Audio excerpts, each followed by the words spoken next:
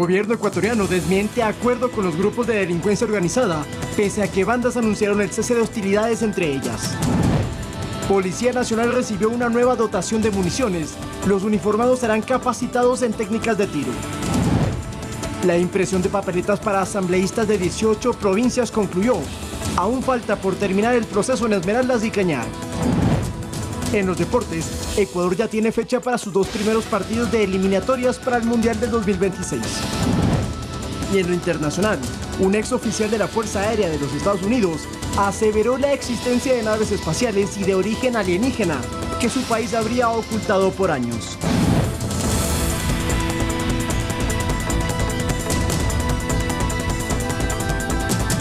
7 de la mañana, 1 minuto, viernes 28 de julio del 2023. Bienvenidos amigos a la emisión matinal de Noticias 7. Los invitamos para que nos sigan a través del telégrafo.com.es, en ecuadortv.es. Además estamos presentes en el dial de Pública FM y a través, por supuesto, de nuestras redes sociales.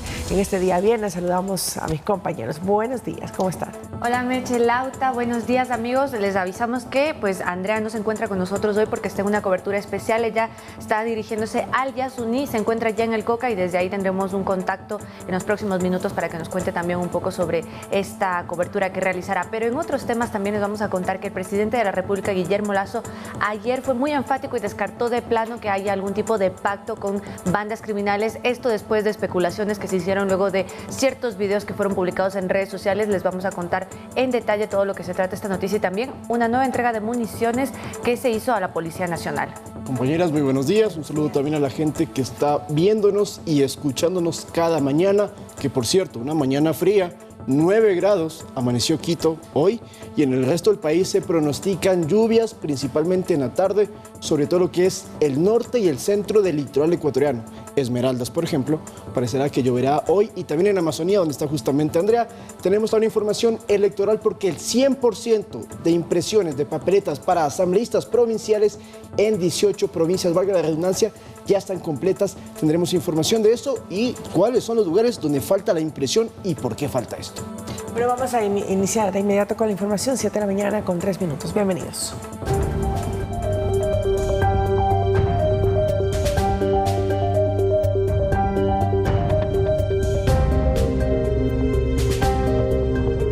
Tras los violentos enfrentamientos en la penitenciaría del Litoral y el caos generado por el crimen organizado en Esmeraldas, estos grupos anunciaron un supuesto cese de guerra. En videos realizados desde las cárceles, en uno de ellos aparece un policía que ya fue identificado. Buenas noches, comunidad. Dicen pedirle disculpas a la población por el temor causado en los últimos meses y que recrudeció esta semana. En videos que circulan en redes sociales, los grupos de delincuencia organizada anunciaron un pacto de paz para devolverle la tranquilidad al Ecuador y no seguir con la extorsión ni los secuestros. Fueron grabados en algunos casos desde la clandestinidad y en otros al interior de los centros carcelarios donde es prohibido tener celulares o cámaras. En uno de ellos participó el director de la cárcel de Esmeraldas, Iván Toledo, quien destacó la entrega de armas y la liberación de retenidos. El único objetivo nuestro es mantener la tranquilidad, la paz, la transformación, la humanización y dignificación de todas las personas privadas de libertad. De parte de la Iglesia Católica de Esmeraldas también se expresó la satisfacción del cese al fuego, pese a que en esa ciudad se vivió un martes lleno de balaceras y amenazas de bombas. Yo creo que todo aquel evento que busca el diálogo, que busca la pacificación, busca el bienestar. Estamos contentos de este paso que se está dando entre todas las partes para buscar un mejor futuro. Sin embargo, este acuerdo de pacificación entre bandas es ajeno al gobierno. Si es que generan, obviamente, estos pactos entre los GDOs, eso quiero aclarar que es de ellos, nosotros no tenemos nada que ver en ese tema. Es decir, las fuerzas del orden continuarán con el combate a la ilegalidad, como explicó el ministro. Esto tras otro video, esta vez en la penitenciaría del Litoral, donde aparece un oficial de la policía junto a uno de los cabecillas. ¿Está dispuesta una investigación? Nosotros tenemos que ser absolutamente claros y transparentes y lo voy a decir. Nadie está autorizado a sentarse a conversar en una mesa en la cual nosotros rompen los esquemas que tenemos, nuestra línea. Y aunque no se han brindado más detalles, se conoce que por la seguridad del uniformado, este tendrá que salir de Guayaquil. Lautaro Andrade, Noticias 7. Muy bien, y a propósito de este tema, el presidente de la República, Guillermo Lasso, aclaró que el gobierno no ha tenido ningún acercamiento o negociación con las bandas delictivas, esto luego de las especulaciones por los videos en los que justamente se habla de supuestos acuerdos con la policía. El crimen organizado ha atacado al Estado de Derecho y en sus actos valiosas vidas se han perdido. Esta es la lectura del presidente Guillermo Lasso ante la situación actual del país, asegurando que frente a la amenaza criminal, Lo que estamos haciendo es aplicar con mano firme la presencia del Estado en las calles y también en los centros penitenciarios. y fue enfático en decir que su gobierno no tiene pactos con las bandas delincuenciales. Este gobierno no negocia y no va a negociar con delincuentes. Esta aclaración fue hecha a raíz de la difusión en redes sociales de algunos videos en los que se insinúa algún tipo de acuerdo entre el régimen y las bandas criminales. En uno de estos videos también está el director de la cárcel de Esmeraldas, a lo que desde el gobierno se aclara. El director, yo he pedido que se me informe, pero recordemos que había un antecedente de unas personas que estaban retenidas en ese lugar. En esa línea, lo que me ha indicado es un proceso que estaba en liberación y él fue sorprendido en ese punto y no sabía que se estaba firmando en ese sentido. Y sobre la entrega de armas de los PPL, dicen, fue una iniciativa de ellos. Una entrega voluntaria que han hecho las personas privadas de libertad. En ese caso, ningún funcionario del SNAI está autorizado para hacer ningún acercamiento como tal. Yo no he tenido ningún diálogo, ninguna negociación. Carolina Basante, Noticias 7. Bueno, ayer a Guillermo Rodríguez, justamente director del SNAI, nosotros le preguntábamos también respecto a la comunicación que ha sido un poco complicada en estos días, la información oficial entregada desde este servicio de atención a las personas privadas de libertad. Él nos decía que efectivamente ha sido complicado por la información y el flujo de información que se da desde los territorios para poder atender a este tipo de emergencias. Además, ratificó esta investigación que se está haciendo respecto al director de la cárcel de Esmeraldas, que estuvo presente en uno de estos videos con las bandas criminales. Él decía que no estaba representando, no estaba ahí como una autoridad ni tampoco representaba al Estado porque no tenía autorización, porque de acuerdo a lo que se ha dicho, él no sabía que se estaba grabando y que se iba a realizar ahí este anuncio de acuerdo, de pacto de paz entre las bandas criminales. Entonces, esto está en investigación, todavía no hay una versión oficial aún de por qué estaba el director de la cárcel de Esmeraldas. Y dicen, tal vez no es confirmado todavía, pero que se especulaba que podría ser desvinculado de su cargo. Sin embargo, también dijo la policía que fue el director Iván Toledo el que logró esta negociación de alguna manera para que se liberen a los policías, a los vigilantes que estaban retenidos dentro de la cárcel. Pero bueno, bien dices tú, eso no era una postura oficial. Lo cierto, y como otra información, a propósito de lo que pasó en la penitenciaría del Litoral, los explosivos que se encontraron dentro de la cárcel ya fueron detonados de forma controlada para evitar cualquier tipo de preocupación, sobre todo para la gente que vive en las zonas aledañas a la cárcel. Y además hubo reubicación de PPL en los diferentes pabellones, según ha informado en este caso el SNAI. Es parte de lo que se está haciendo. Anoche, por cierto, compañeras, hubo reportes de supuestas balaceras otra vez en la penitenciaría, pero esto no ha sido confirmado ni por la policía ni por el SNAI. Y precisamente la Policía Nacional recibió una nueva dotación de municiones de fabricación americana. Con estos nuevos implementos, los casi 60,000 uniformados recibirán capacitaciones en técnicas de tiro. Vamos a ver.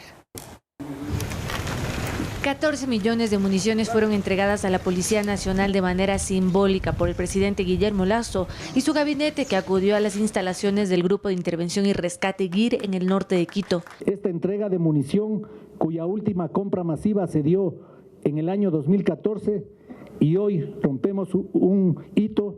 El crimen organizado pretende imponerse sobre nuestra autoridad, pero nosotros no cedemos.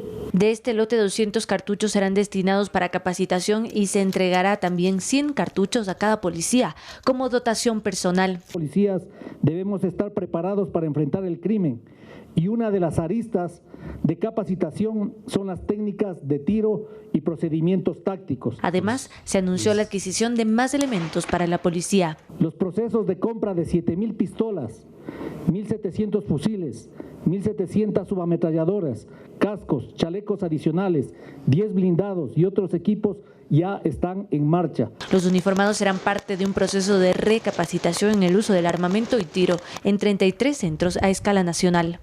Carolina Basante, Noticias 7. Ayer justamente hubo esta exhibición también de tiro de municiones de las diferentes instituciones dentro de la Policía Nacional y cómo se va a ejecutar. Es importante también recordar este tema de será una recapacitación porque algunos sí han tenido instrucción en lo que es tácticas de tiro, otros policías, sobre todo los que han empezado recientemente o han sido incorporados recientemente, no habían tenido estas capacitaciones, por eso es necesario y se han instalado 33 centros a escala nacional en donde se llevarán a cabo. Todavía falta entregar alrededor de 6 millones de municiones más que estarán llegando al país en las próximas semanas o meses, según es lo que han dicho las autoridades. Y sobre todo, esta es una respuesta también, pues, según lo que han mencionado, por la situación de gravedad en el tema de las bandas criminales y sobre todo por la situación que está ocurriendo en las cárceles. Solo para dar una cifra, desde 2021 hasta 2023 ha habido 14 matanzas o masacres en los interiores de los recintos penitenciarios y de los que se han contabilizado, incluidos los 31 fallecidos de la última masacre en la penitenciaría Litoral, son 549 personas asesinadas. Este último dato todavía tendrá que ajustarse porque, recordemos, no hay una cifra clara de lo que ocurrió en la última masacre en la penitenciaría. Claro, la policía lo último que ha dicho y lo que mantiene es que hubo 11 muertos. La fiscalía dice 31, pero el problema, y lo dice la propia policía, hay 11 cadáveres, pero hay 29 piezas anatómicas. Usted ya se imaginará a qué se refiere la policía con eso y por eso es tan complicado identificar a las personas. Lo cierto es que estas municiones, entonces, que vemos en pantalla, ya se van a destinar directamente a los policías. Son 200 cartuchos para capacitación que le entregan a cada uniformado y 100 como parte de las armas de dotación y también para la renovación cuando se queden sin las municiones, esto todo bajo el proceso, pero no nos olvidemos que podrían haber más munición, bueno, no municiones, más que nada más armas para los policías cuando decomisan en los operativos. En Esmeraldas, en estos días, hicieron como 100 y pico, 120 operativos contra la delincuencia y decomisaron 500 municiones y armas.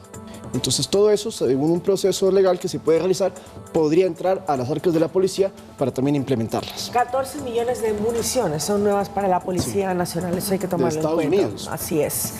7 de la mañana con 13 minutos. Los últimos decomisos en las cárceles del país volvieron a evidenciar el ingreso de objetos prohibidos a los centros de rehabilitación social. Esto también implica un delito penal sancionado por el COIP.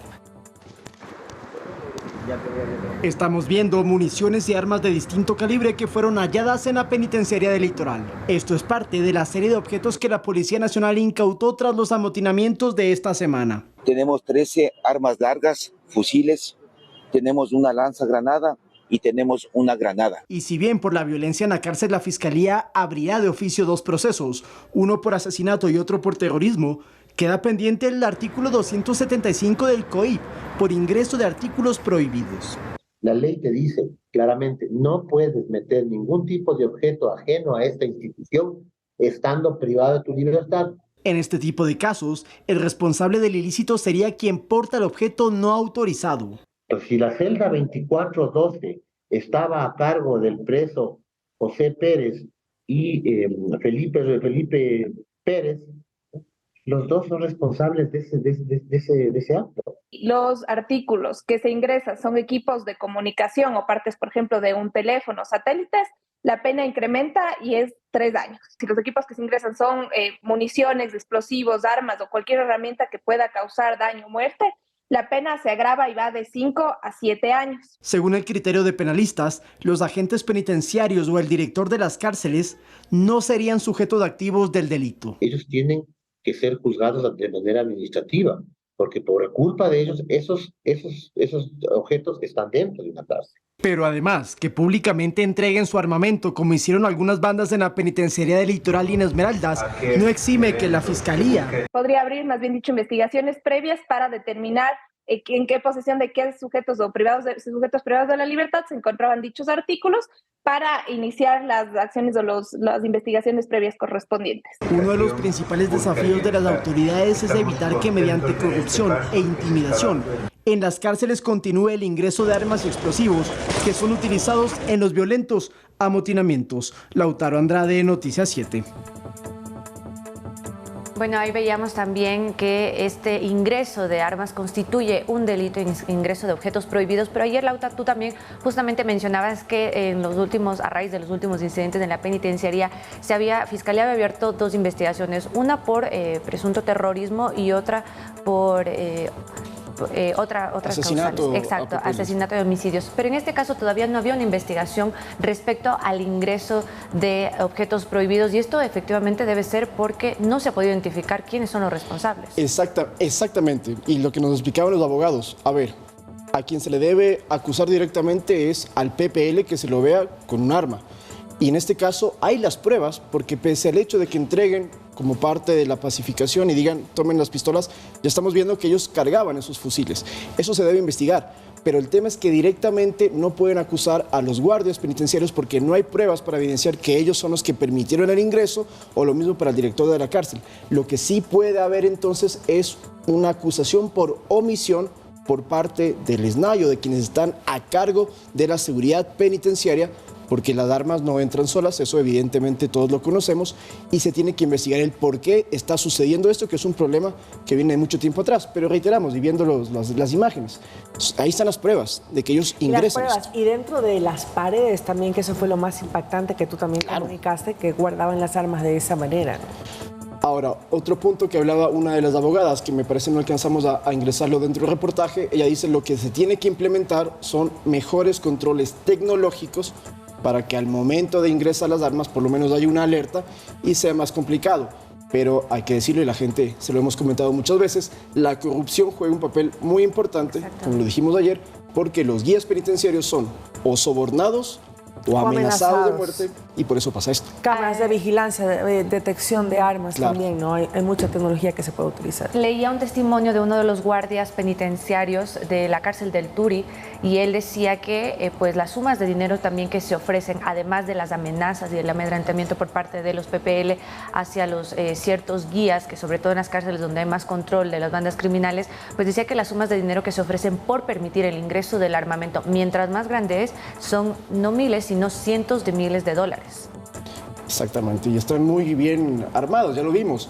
13 fusiles fueron encontrados en la penitenciaría, fusiles utilizados tanto para enfrentarse entre ellos como para repeler a la policía cuando estaba ingresando.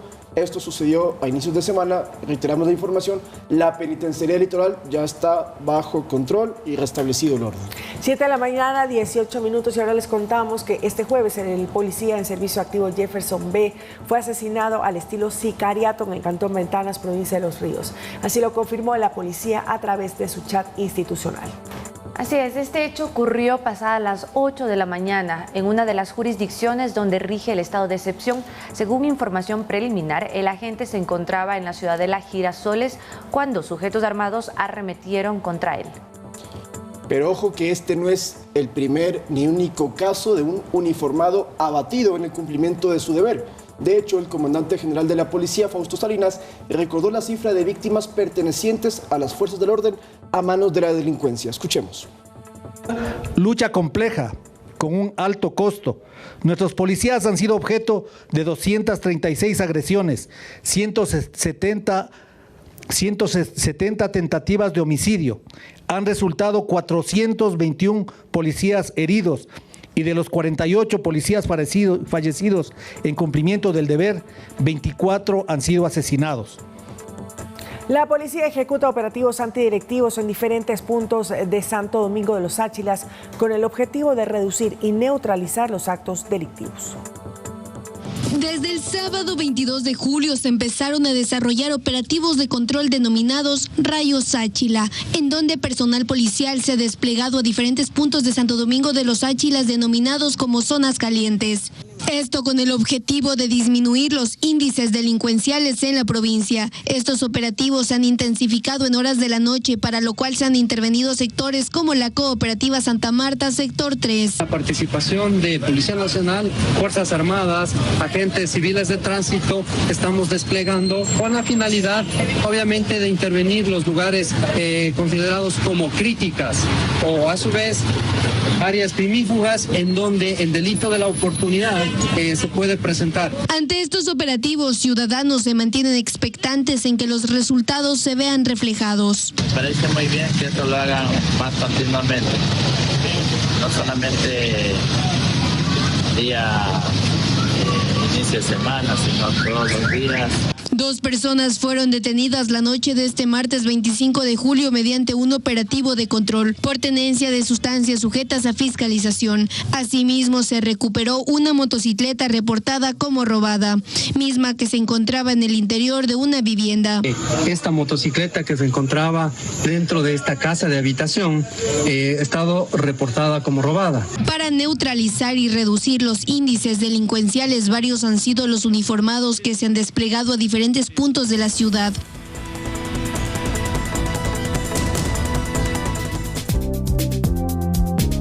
Estamos de regreso con más información, amigos, cuando son las 7 de la mañana con 23 minutos. Las comunidades indígenas que habitan la zona del Yasuní y Teté empiezan a hacer públicas sus posturas respecto de la explotación petrolera en el sitio. Nuestra compañera Andrea Orbe nos cuenta las últimas declaraciones. Vamos a ver. Adelante.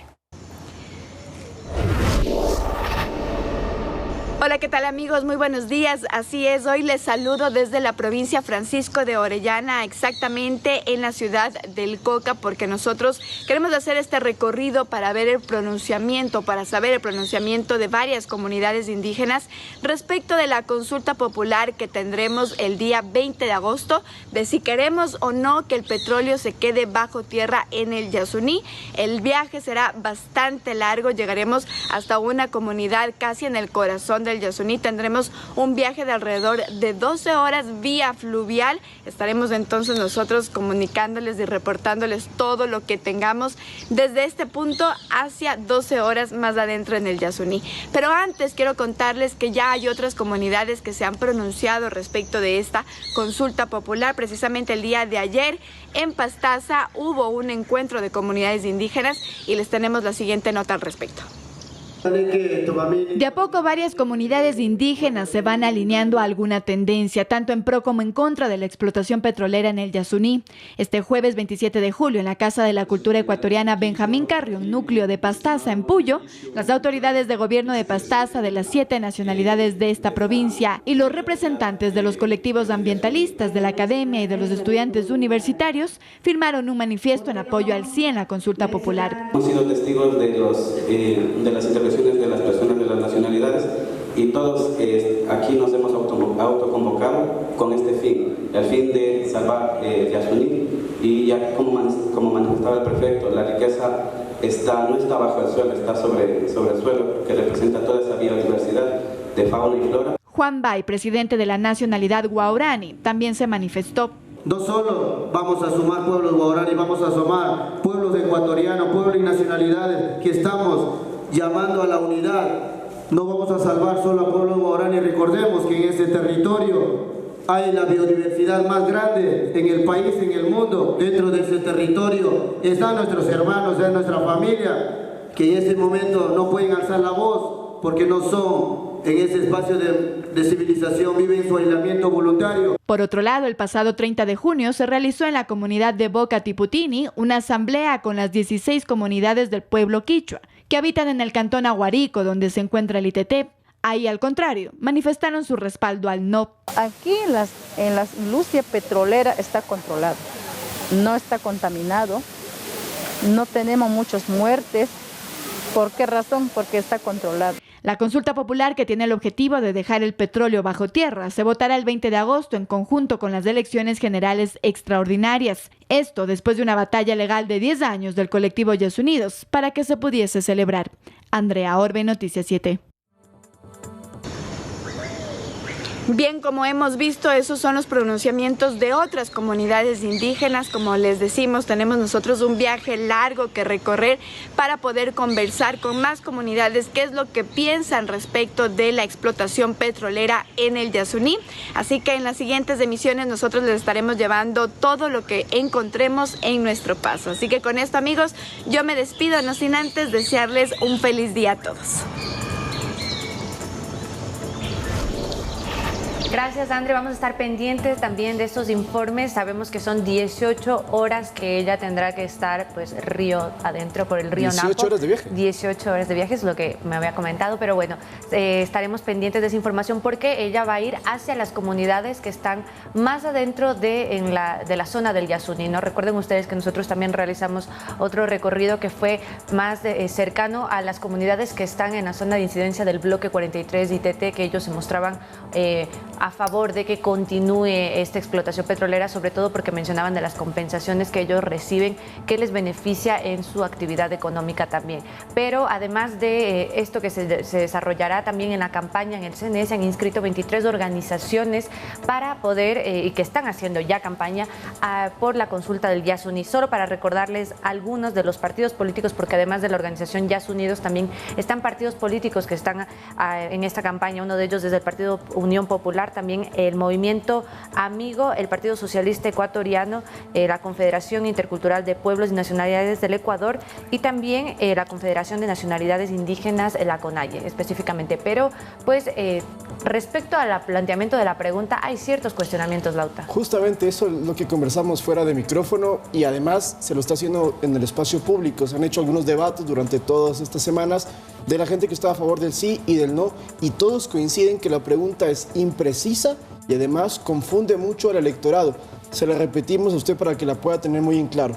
¿Está de acuerdo en que el gobierno ecuatoriano mantenga el crudo del ITT indefinidamente en el subsuelo? Si usted no quiere que continúe la explotación, tiene que votar sí. Pero si en cambio usted piensa que debe seguir por todos los temas económicos que están mencionando, que tiene que votar no. Exacto, tiene que votar no. Si usted está a favor de cuidar el Yasuní, sí. Si está a favor de que continúe la explotación, no. Es un poco confuso, sobre todo para la gente de Quito, porque en el Chocó Andino, que también nos van a preguntar si queremos la extracción minera, es viceversa. Claro. Entonces es complicado y como decías tú bien dicho, Carolina, hace algunos minutos que lo conversábamos, esta pregunta fue hecha hace 10 años.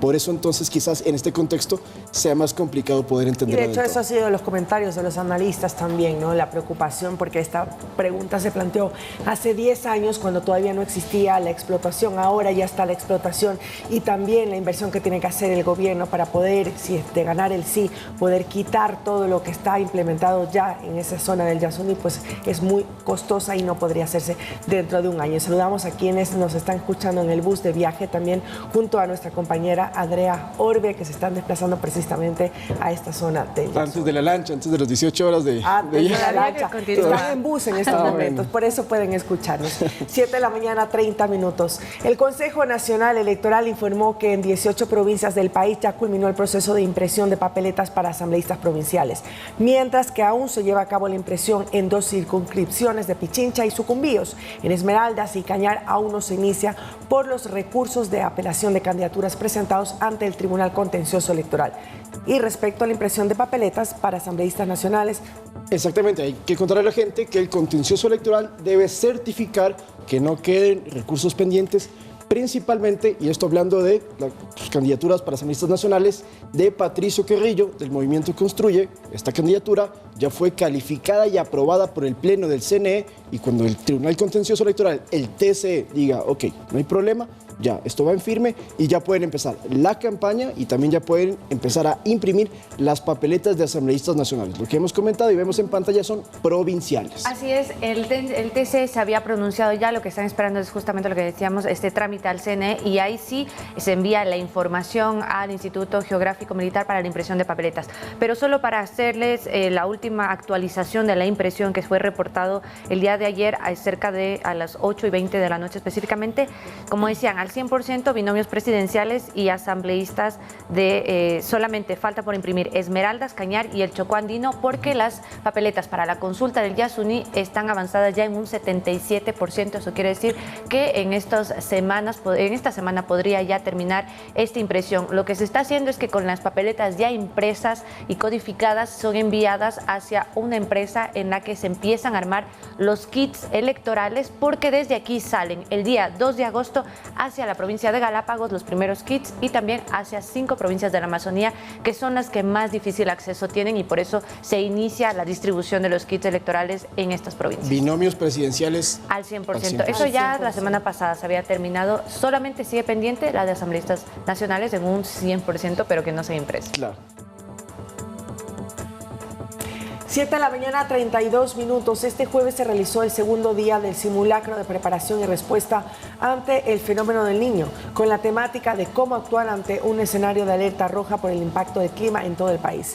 El ejercicio fue dividido en mesas técnicas de trabajo integradas por distintas instituciones que al finalizar la jornada expusieron sus resultados y consideraciones. Según el INOCAR, hay un 96% de probabilidad de que el fenómeno del Niño llegue al Ecuador entre julio, agosto y septiembre, y la temperatura del océano sigue en aumento. Así es, justamente este ejercicio se está desarrollando en el Coliseo de la Universidad de las Fuerzas Armadas en la ESPE, aquí en el Valle de los Chillos, en Quito. El día de hoy va a culminar este ejercicio que acoge a 3 instituciones del Estado, también a 700 funcionarios de manera presencial y 400 de manera telemática, para poder evaluar los planes de contingencia y la respuesta, ¿no? Veíamos ayer era el escenario rojo, el día jueves fue un escenario de alerta amarilla. El día de hoy el escenario será pues evaluar cómo se hará frente a los estragos que provoque el fenómeno del Niño. La consideración que decía el presidente Guillermo Lasso cuando se daba anuncio de este ejercicio es que, pues de acuerdo a las estadísticas y a los datos que ellos manejan ahora,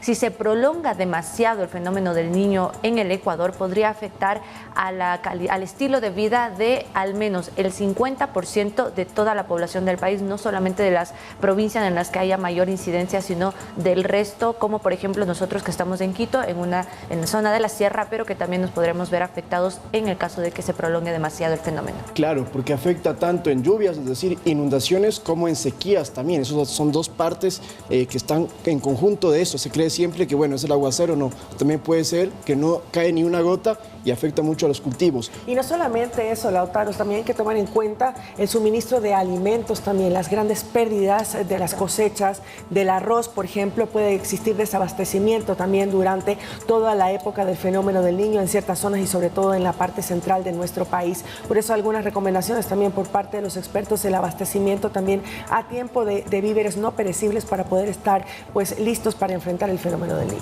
Ahora estamos con una observación o análisis para la alerta amarilla. Estamos iniciando con todo esto, ¿sí? Y por cierto, se habla mucho también de la temperatura del mar, lo hemos dicho, para que lo podamos más o menos entender mejor. En Galápagos, la temperatura del océano es de 25 grados, mientras que en el litoral ecuatoriano oscila entre 25 y 27. ¿En qué afecta esto? A la fauna marina que vive en el océano. Y justamente también se mencionaba este dato porque decían que cuando estábamos haciendo este ejercicio, que las aves que se habían encontrado muertas en las orillas del mar, sí, era justamente, tenía que ver porque ellos no habían encontrado alimento donde usualmente a la altura que ellos, a la profundidad que usualmente ellos encuentran en el mar, porque los peces, debido al exceso al calentamiento de las aguas, se van más al fondo. Entonces ese también es otro estrago, es una alerta más de lo que se viene en los próximos meses, como decimos, ¿no? En agosto ya se estima podría empezar a sentirse un poco el Niño, pero sería a noviembre y diciembre cuando se lo sienta con mucha más fuerza. Por ejemplo, en Galápagos me explicaba la gente de allá que los lobos marinos van a estar muy afectados porque ellos comen peces. Pero si se lanzan al mar y no hay peces, justamente por lo que tú explicas de que se van muy lejos a las profundidades, no tienen qué comer y eso va a generarles problemas y una gran mortandad. Y lo mismo para las iguanas, por ejemplo, que se quedan sin comida y en ocasiones deben alimentarse hasta de los excrementos. Me lo explicaban los guías turísticos y también personas del Parque Nacional Galápagos que habitan allá. El problema del Niño entonces afecta tanto a los seres humanos como a los animales. Y la presencia del fenómeno del Niño es inminente. Sí. No hay duda de la presencia, un alertado ya las autoridades mundiales. Lo que sí no podemos saber en estos momentos es la magnitud de la presencia del fenómeno del Niño. Para eso sí tendremos que esperar. Unidades fluviales de las Fuerzas Armadas y el Cuerpo de Bomberos de Durán desplegaron un operativo para dar con el paradero de 2 jóvenes que se ahogaron en el río Babahoyo. Sus familiares piden una ayuda inmediata para así encontrarlos. Eran aproximadamente las 14 horas de este 26 de julio y a la altura del malecón de la ciudadela Abel Gilbert, 3 jóvenes se bañaban en el río Babahoyo. Sin embargo, y luego de estar ahí por minutos, 2 de ellos fueron casi absorbidos y desaparecieron.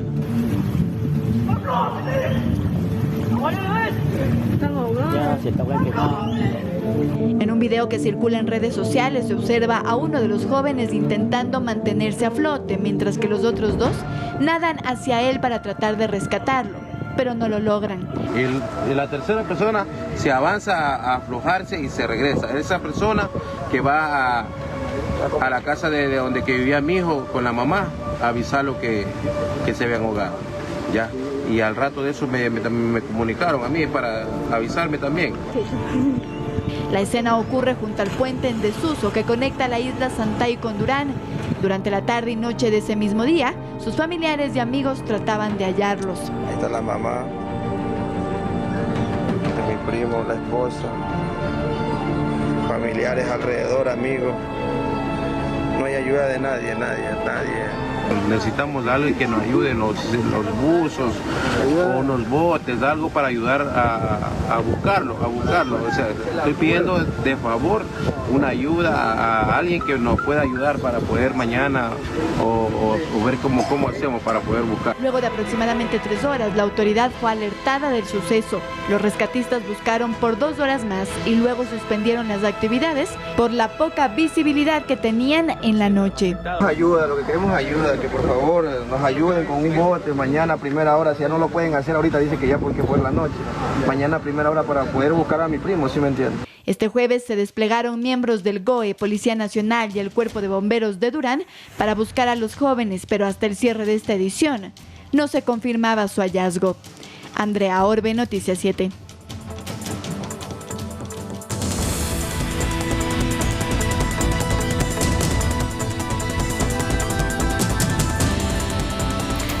Estamos de regreso con más información, 7 de la mañana con 40 minutos. El ministro de Turismo, Niels Olsen, señaló que el Consejo de Gobierno del Régimen Especial de Galápagos debate la posibilidad de un incremento en la tasa de ingreso a turistas al Parque Nacional Galápagos. Según el secretario de Estado, esto servirá principalmente para frenar el rápido crecimiento y llegada de turistas a la provincia.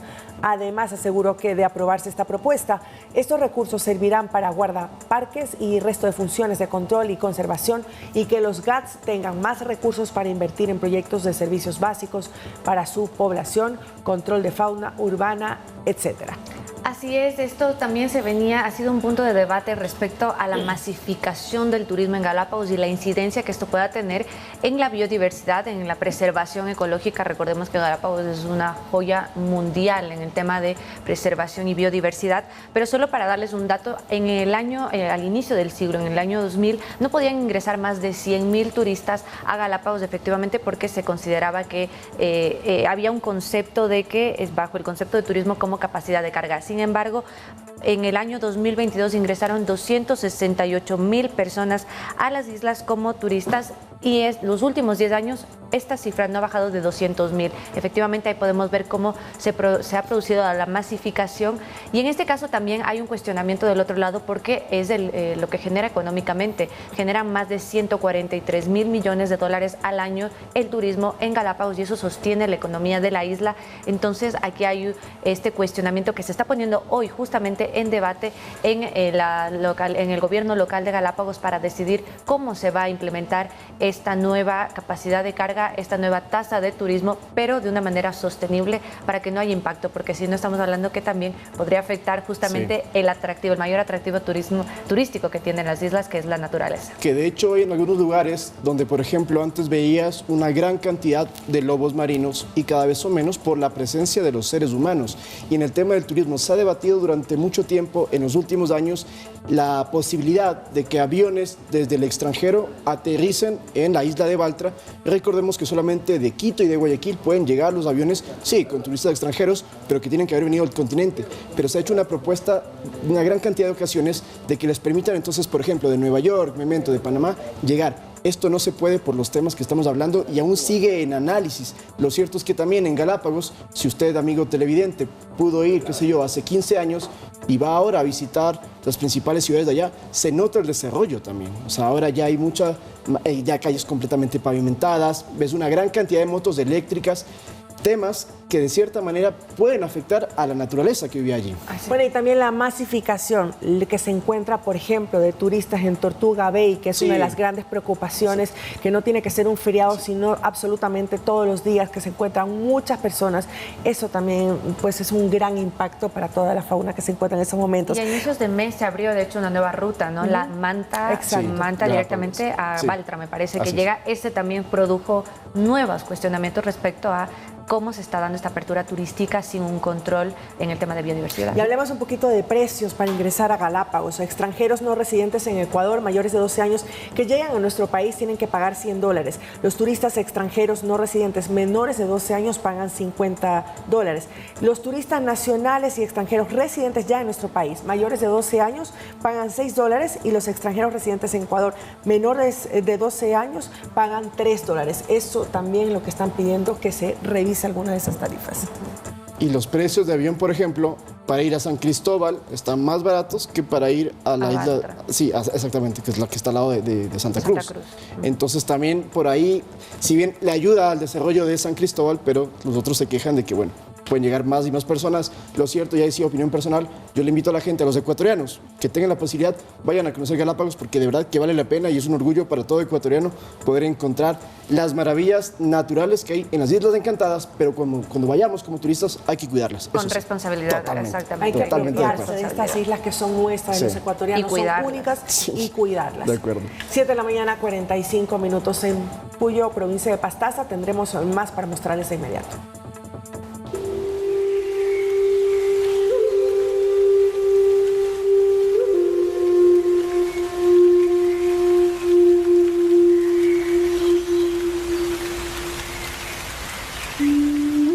En Puyo, provincia de Pastaza, se elaboran decenas de productos con saberes ancestrales que han pasado de generación en generación.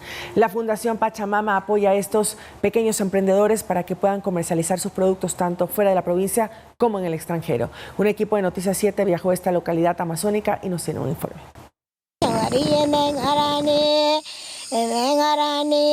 Ancestralmente el huituc se ha usado para pintar los rostros de los habitantes de las comunidades amazónicas del Ecuador. Este fruto, que se extrae de arriba de los árboles, también ha servido como un tinte natural de cabello. Y justamente ese conocimiento fue usado por Jessica Guatatuca para lanzar su propia marca de shampoo y acondicionador a base de huituc. Nosotros empezamos a raíz de la pandemia con los jabones líquidos y no había trabajo, no había de dónde más generar ingresos. Yo fui la que empecé con el tema de emprendimientos. Con capacitaciones y curiosidad, poco a poco ha ido mejorando su sueño. Porque el huituc es una mujer muy guerrera que cuida y protege la Pachamama. Por otro lado está Angélica Romo, quien junto a su novio decidió producir su propia cerveza artesanal, que ya se vende en varias provincias del país, incluso en el exterior. Este emprendimiento cuenta con diseños y sabores distintivos de la localidad.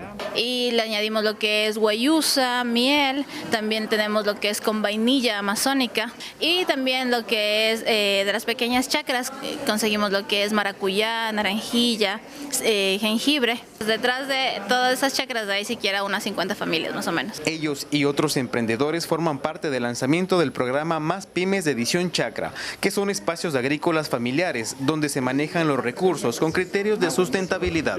Y aquí interviene la Fundación Pachamama con ayudas para los productores locales.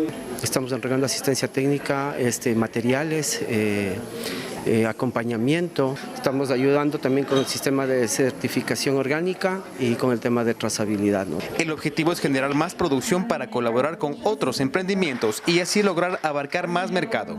Por ejemplo, productos a base del cacao, vainilla y otros como la guayusa, el macambo o el morete ya se exportan en mercados internacionales. De su parte, el Ministerio de Producción realiza el respectivo asesoramiento a los pequeños productores, muchos de los cuales han adquirido sus conocimientos a través de sus ancestros. El caso de Saque Francia es maravilloso, son 5 generaciones que están fabricando chocolate. Entonces queremos vender ese tipo de historias al mundo. El proyecto también recibe el soporte de don Edgar Acuña, que por más de 3 décadas se ha encargado de apoyar a los emprendedores a través de la cooperativa de la pequeña empresa de Pastaza, cuidando que las prácticas locales tengan un impacto amigable con el medio ambiente. Como CACP Semilla, que es un crédito que se da a los microempresarios del sector rural, se les da asesoramiento financiero, en primer lugar se les capacita. Todos estos emprendimientos estarán en la gran feria que se realizará el 8, 9 y 10 de septiembre en Ambato, donde se espera la llegada de miles de personas y comerciantes. Con cámaras de Juan Pablo Moreno, Edison Saavedra, Noticias 7.